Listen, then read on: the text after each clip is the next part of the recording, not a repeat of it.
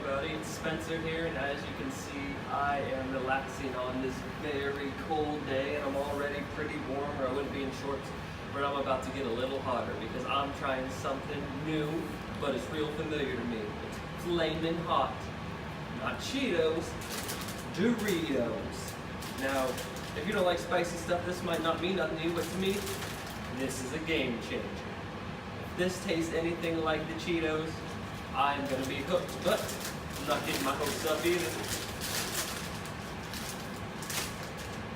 Ooh, smells good. Bright red, it's gonna stain my fingers beautifully.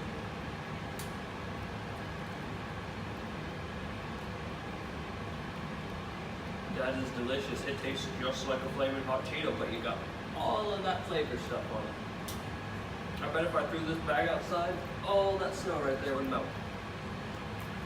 You know, sitting right here, hot tub, temperature controlled room, spicy bag of chips.